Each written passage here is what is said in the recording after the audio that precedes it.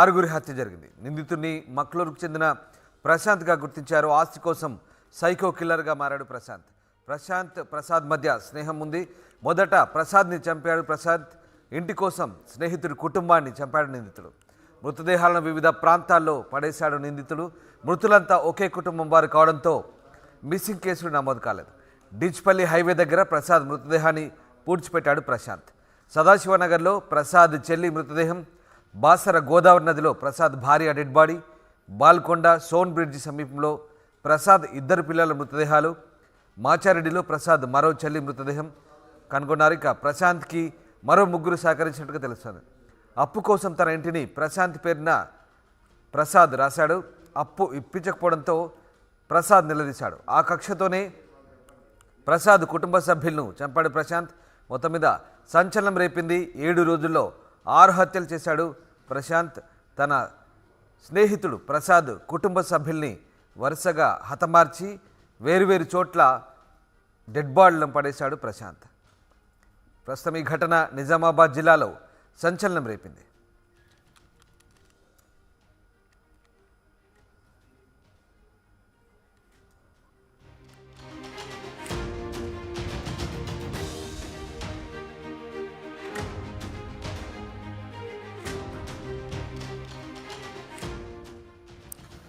నిజామాబాద్ జిల్లాలో వరుస హత్యలు కలకలం రేపాయి. స్నేహితుడి కుటుంబాన్ని మట్టుపెట్టాడు ఓ నిందితుడు. మృతులంతా ఒకే కుటుంబం వారు కావడంతో మిస్సింగ్ కేసులు నమోదు కాలేదు. డిచ్పల్లి హైవే దగ్గర ప్రసాద్ మృతదేహాన్ని పూడ్చిపెట్టాడు ప్రశాంత్. ఇక అలాగే సదాశివనగర్లో ఆయన చెల్లిని, బాసర గోదావరి నదిలో భార్య డెడ్ బాడీని, బాల్కొండ సోన్ బ్రిడ్జ్ సమీపంలో ప్రసాద్ ఇద్దరు పిల్లల్ని, అలాగే మాచారెడ్డిపల్లిలో ప్రసాద్ మరో చెల్లిని చంపి పడేశాడు ప్రశాంత్.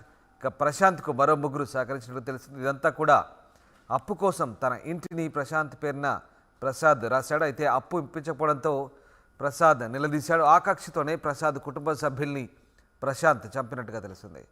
మొత్తం మీద ఈ దారుణ ఘటన నిజామాబాద్ జిల్లాలో చోటు చేసుకుంది. మా ప్రతినిధి గంగారెడ్డి లైవ్లో అందుబాటులోకి వచ్చారు. గంగారెడ్డి, ఆస్తి కోసం ఓ స్నేహితుడు కుటుంబాన్ని మట్టుపెట్టిన ఘటన నిజామాబాద్ జిల్లాలో సంచలనం రేపుతోంది. ఏంటి ఘటనకు సంబంధించిన పూర్తి సమాచారం ఏంటి? 15 రోజుల వ్యవధిలోనే 6గురిని హత్య చేశారు ప్రసాద్ కుటుంబాన్ని. అయితే మనం ఇంటి దగ్గర ఉన్నాం. ఈ ఇంటికి సంబంధించిన ఆస్తి గొడవకు సంబంధించి ఆస్తిని కబ్జా చేసేందుకే ప్రసాద్ కుటుంబాన్ని హత్య చేశాడు ప్రశాంత్. ఇక్కడ కుటుంబ సభ్యులు ఉన్నారు, వారిని అడుగు అసలు ఏం జరిగింది, ఎట్లా జరిగింది చెప్పమ్మా, ఏం జరిగింది? 28 లక్షలు మా ప్రశాంత్కు బాకీ ఇచ్చిండట. అయితే ఒక సంఘటన జరిగింది మా ఇళ్ళల్లో. అయితే ఆడి పేరు మీద ఉత్తగా తెల్ల కాగితం మీద ఇండ్లు రాసిచ్చిండట. రాసిచ్చిన దానికే అడవు రిజిస్ట్రేషన్ చేసుకున్నాడు. నువ్వు ఎట్లా చేసుకున్నామని లొల్లు పెట్టుకున్నారు. బాగా మంచి మాటలు ఇద్దరికి. మంచి మాట అయ్యి ఏడుపోయి మనశ్శాంతికి మాచారెడ్డి ఉన్నాడు. మాచారెడ్డి నుండి ఈ కథ వేసి అయ్యా ఈ బసర్ గొల్లోళ్ళ ప్రశాంత్ ఇదే ఊరు. ఓళ్ళని చంపిండు. ఫస్ట్ నా అల్లుని చంపిండట ప్రసాద్ని. వెనకెళ్ళి పెళ్ళమని చంపిండ్రట. ఆ తర్వాత చెల్లెళ్ళ తర్వాత ఆడు కొడుకుని అడి బిడ్డని. వాళ్ళమ్మ లేదట, గుట్టల్లా లేటున్నదేమో. ఉన్నదా చచ్చిపోయింది వాళ్ళమ్మ తెలియదు. వాళ్ళ ఫ్రెండ్ ఉన్నాడు కాబట్టి ఇక ఆడ ఒక 4 రోజులు ఉండేద్దామని పోయిండు. అంతే. వీడేమీ తప్పు చేయలేదు, ఏం చేయలేదు. అయ్యా ఊరికి అడుగు అంతే. మీరు చెప్పండి అమ్మా, మీరు ఇక్కడ చుట్టుపక్కలనే ఉంటారు కదా, అసలు అంటే ఎప్పుడు ఎలా ఉండేవాడు ప్రసాద్ మీతో? ప్రసాద్ ఎట్లుంటుండే? మంచోడే పిల్లగాడు. మేమేమి ఇటు లేము ఇక్కడ గల్లీలా, మాకు అక్కడ ఉంటాం, మేము అటు ఉంటాం.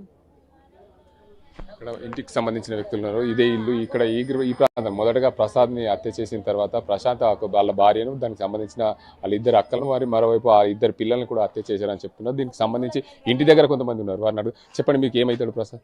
మేనమామ కొడుకు. ఎట్లా జరిగిందంటే వాడు ఇక్కడ ఉండట్లేదు. ఇక్కడ ఊళ్ళో వినిపించింది, మైక్ లో రించారు. బయట పబ్లిక్ టాక్ వినిపించేసరికి అబద్ధం అనుకున్నాము. మళ్ళీ ఇక్కడికి వచ్చేసరికి తెలిసింది ఇది నిజమే అని.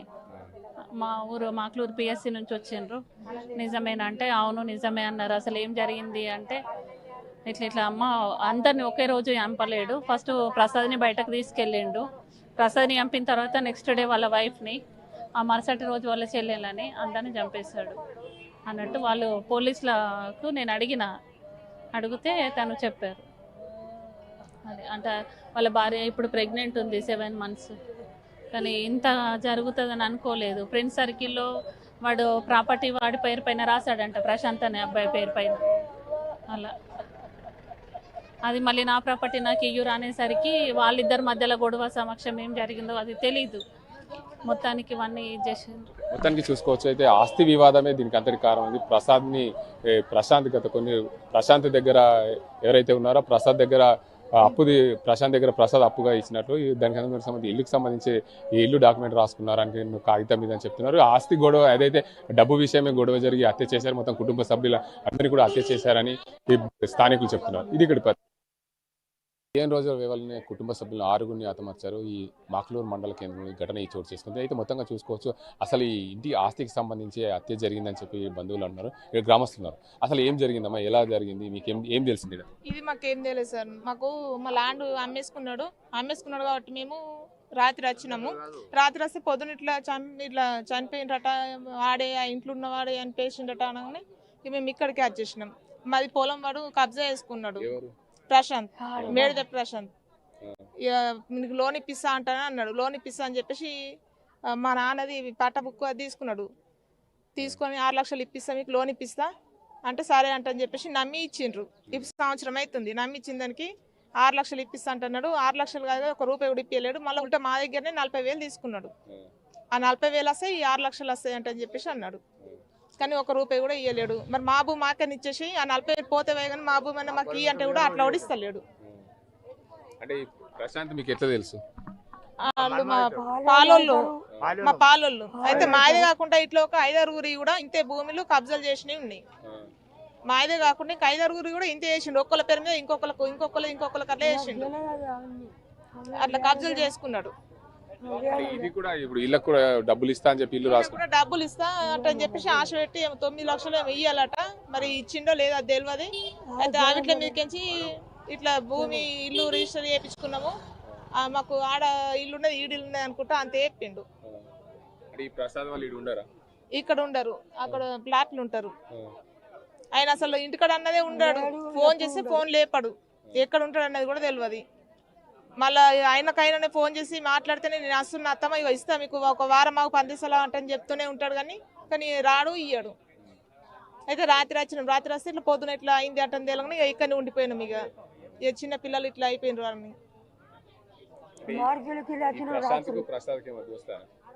దోస్తానులట. దోస్తానులతోటి వాళ్ళు ఎట్లా వేసుకున్నారో అది తెలియదు సార్. ఇక మనకు మా నాన్న మా అమ్మ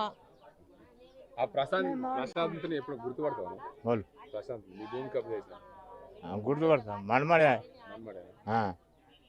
మా కొడుకు పాలోళ్ళు మేము. చూసుకొస్తే ఏదైతే ఈ ప్రశాంత్ అనే వ్యక్తి అందరి దగ్గర డబ్బులు ఇప్పిస్తాను, బ్యాంకు లోన్ ఇప్పిస్తానని చెప్పి అందరి దగ్గర ఇలాంటి భూములు తనిఖీ పెట్టుకున్నాడు. మాకు బంధువు అయినా కూడా మమ్మల్ని గత సంవత్సరం నుంచి కూడా ఇబ్బందులు పెడుతున్నాడు. ఏదైతే ఈ ప్రసాద్ మృతికి కారకుడైన ప్రశాంత్ ఉన్నాడో అతను అందరి దగ్గర భూములు తాకట్టు పెట్టి లోన్లు ఇప్పిస్తానని చెప్పి ఇదే పనిగా తిరుగుతుంటాడు. మాకు కూడా సంవత్సరం నుండి భూమి తీసుకొని లోన్ ఇస్తానని చెప్పి ఇంతవరకు లోన్ ఇవ్వలేదు. మా దగ్గర నుండి ఉల్టా 40,000 రూపాయలు కూడా తీసుకున్నానని చెప్పి స్థానికులు ఆరోపిస్తున్నారు. ఓటీ రాష్ట్ర వ్యాప్తంగా సంచలనం సృష్టించింది. ఒకే గ్రామానికి చెందిన ఒకే కుటుంబానికి చెందిన 6గురిని హత్య చేయడం ఘటన నిజామాబాద్ జిల్లా మాక్లూరులో చోటు చేసుకుంది. సైకో కిల్లర్ ప్రసాద్ కేవలం డబ్బు కోసమే హత్య చేశాడని చెప్పి ఈ గ్రామస్తులు ఆరోపించారు. దానికి అంతటికి సంబంధించి ఏదైతే సదాశివ్ నగర్ పోలీస్ స్టేషన్ పరిధిలో ఏదైతే మహిళను సజీవదనం చేసిన ఘటనకు సంబంధించి పోలీసులు ఎంక్వైరీ చేస్తున్న క్రమంలో పూర్తిగా తీగలాగితే డొంక కదిలినట్లు ఈ ఘటన పూర్తిగా బయటపడింది. మొదటగా ప్రసాద్ను హత్య చేసిన అనంతరం వారి భార్యను దాంతోపాటు